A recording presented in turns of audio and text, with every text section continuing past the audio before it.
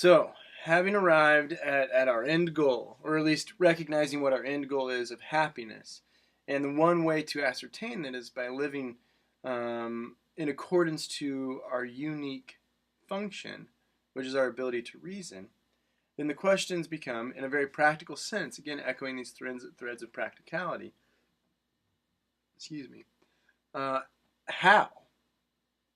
Right? Because it's not enough to just say, all right, well, Bryce, live rationally, you'll achieve happiness. Okay? That doesn't seem to be quite enough. That we need a little bit more to kind of tell us and show us, right, how it is we ought to live. Now, as you can see here at the bottom of the lecture notes here, okay, so happiness is the good or the goal for man, but our function, our movement towards that goal is to be rational. So to achieve the good and employ our ability to reason, Aristotle claims that we should try to be virtuous in all that we do, because this will allow for a happy life. And that's pretty simplistic, but ideally that is what's going to happen. That ultimately, the goal by which is outside of ourselves is happiness. We live a life according to our unique function, which is our ability to reason, to arrive at happiness, and we try to live virtuously. Okay? And you can see here down at the bottom, how do we live virtuously? That's our next question. Well, we live it through this very descriptive tool, which Aristotle actually gives us, called the doctrine of the mean. Okay?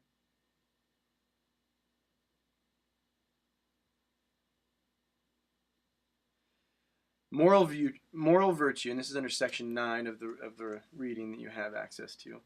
The moral virtue is a mean. Then, in what sense it is so, that it is a mean between two vices, one involving excess, one involving deficiency, and that it is such because its character is to aim at the indeterminate in the passions and actions has been sufficiently stated. Hence, also, it is no easy task to be good. For in everything it is no easy task to find the middle. To find the middle of a circle is not for everyone, but for him who knows. So too, anyone can get angry. That is easy. Or give or spend money. But to do this is the right person, blah, blah, blah, blah, blah, blah, blah, blah. Okay? So what we get here with the doctrine of the mean, you can see that it's kind of outlined on the back of the sheet here, okay, on the back of your lecture notes, is it's just as you would understand, like a scale, right? And you have each side. You have deficiency, you have excess, not access, excess, right? And in the middle, you have the middle amount. You have the virtuous amount. Okay? So how ought we live? We ought to live virtuously. And how do we employ and how do we understand to live virtuously? Well, we recognize and we employ our ability to reason to try to live within the doctrine of the mean. So how this works, couple of really easy examples. Let's say we all go to a buffet. We go to Cracker Barrel, right? That's a thing that exists or something. We go to a buffet. Okay? And ultimately, we all walk in, we're hungry, it's time for lunch. And ultimately, we have all these options. We have corn, potatoes, beef, brownies. I don't know what they serve at Cracker Barrel. Anyway, we have all these options. Okay? And we're all walking through the line, and ultimately, I'm just famished. Okay? So I just start scooping everything up on my plate, blah, blah, blah, blah. I get my big plate. I go sit down, and I'm just ravenous. I just eat it. I just stuff my face. Okay? Well, what happens? We've all done this. I eat so quickly and I eat so much, right, that I feel uncomfortable. I feel physically uncomfortable about what just happened. Also, I might get really tired, right? A food coma. We use that phrase. That's a phrase that we use, is a food coma. Okay? So, under Aristotelian terms here, I have lived in excess. And I can recognize that that excess doesn't feel good. It doesn't feel right. Both intellectually and physically. Similarly, if we walked into Cracker Barrel and, everybody was getting their food, and I was like, I'm really, really hungry, but I'm just gonna get a couple croutons from the salad station to nibble on. Right? Well, I'm still gonna be left very, very hungry. That was a deficient amount to eat. Okay? So what it is we can do and what it is we should strive for, Aristotle thinks, is finding that middle amount, of finding that median amount, that golden mean by which we can live in that kind of particular situation. Okay? And when we do that, we feel good, we feel complete. And this is the whole program of Aristotelian thought. That sure, it's going to be through trial and error that perhaps we find that mean, but nevertheless, we can rationalize and we can think deeply about how it is we ought to live with regards to the mean. Okay. And it's also going to be relative to the individual, right? That if we walked into Cracker Barrel and it was me and perhaps like an offensive lineman from the Vandal football team, well, he has a much more higher caloric intake than I do. Chances are he's probably physically bigger and physically requires more food to satisfy him. So perhaps my excess might be his mean. Okay? So it is going to be relative to the individual, but nevertheless, when we live kind of with our focus on rationality and our focus on living this kind of middle amount, perhaps we arrive at a more kind of satisfied life. Okay? And the other example that I do use in class, just for the sake of connection, I think that perhaps some of us have all been there, is that if I recognize that on a Friday night I'm going to go meet friends and we're going to consume alcohol, right? That is something that's been decided upon, okay? Right? Employing the doctrine of the mean might be very helpful, right? Because if you've decided that you're going to consume alcohol, obviously not consuming might be deficient, right? Because you haven't kind of done what it is that you thought you were going to do. And then also, right, perhaps you just go a little bit wild, you lose all reason, right? And you drink excessively, to use that term very particularly. And typically, on mornings after nights of excessive drinking, one might wake up and utter some sort of similar sentiment that, oh my gosh, I drank too much. And it doesn't feel good. So when we think about our decisions in life, whether they be actually like consumption issues with regards to food, alcohol, material goods, whatever the case may be, what Aristotle is calling our attention to is to live in that middle amount. And he also talks about, and you can read through the Nicomachean Ethics here, and especially these latter sections, where that even has to deal with feelings as well. And perhaps a really good example of this is love. Whatever love may be, right?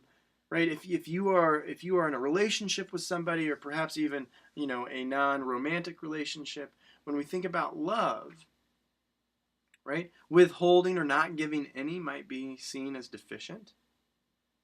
But also we've probably either been in situations or we know of situations that somebody has excessively, right, dove in perhaps too deep too quickly with regards to love, right? Made the other person uncomfortable, made the other person really question what the heck was going on. Right? So again, finding that balance, finding that middle amount. And I think that when we really, really take on what Aristotle is saying here, it can be pretty revolutionary. Because ultimately it allows us to evaluate on a very contemplative and rational level the decisions that we make on a day-to-day basis. That when I feel angry, if I can kind of like calm myself down and in some regard not be excessive in my anger, right? But also not be repressive, right? Because then it's just going to fester and build all the more. But rather, how can I kind of in a very rational way express how it is that I'm feeling? So thinking about things in terms of this middle, this kind of median, and this balance, I think can be very, very difficult, but also very, very rewarding. Because ultimately, when we live in that middle amount, we're satisfied. We don't have too much. We don't have too little. We have just right. And ultimately, as we kind of go through our lives, and I mentioned this a moment ago, but if we can start to habituate our actions as if we always continuously find that middle amount and continually live virtuously, then that will continue to point us to live, right, according to our function and ultimately better suited to reach our end goal of happiness. Because, right, we haven't been lacking. We haven't been lacking in areas of our lives that we are seeking out. I think you might be onto something here. I think you might be on to this idea and this challenge of something that frankly in the West, and especially in America, we're not that comfortable with. We like excess. We like stuff. We like feeling overly satisfied. But I think we've all experienced situations where perhaps that oversatisfaction, oversatisfying, right, really doesn't feel good, right? Or perhaps even, we hear this all the time, right, the more that we try to satisfy ourselves with material goods, food, beverages, whatever the case may be, ultimately we still want more. So how does one reframe to live kind of this contemplative, more rational life? I think it's a big challenge. I think it's a really big challenge. But perhaps putting it all together and thinking about it in terms of what Aristotle offers us here might be very, very kind of revolutionary for our day-to-day lives. That we have this end goal of happiness, and how do we arrive at it? We arrive by utilizing our unique function, which is our ability to reason, and reason informs how it is we ought to live, and a tool, a guide by which we can figure that out is the doctrine of the mean, of living virtuously, of living in the middle amount, not in excess, not in deficiency, because when we do that, we will be better suited to live that type of life that arrives at happiness.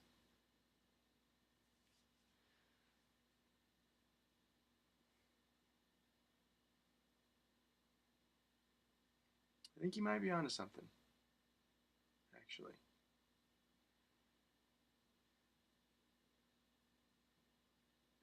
So I hope that thinking about Aristotle, and we can draw really easy distinctions between him and Plato. That when you think about the two philosophers, I'm interested in how they both are applicable to our lives, but perhaps which one you gravitate to more. So I'll leave you with that for thinking. Best wishes this weekend trying to live virtuously. Yeah, I really do challenge you all that when you feel and you find yourself in a situation, asking yourselves, what would Aristotle do? Right?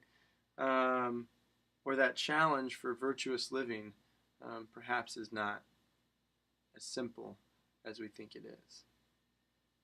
So good luck. Go live virtuously.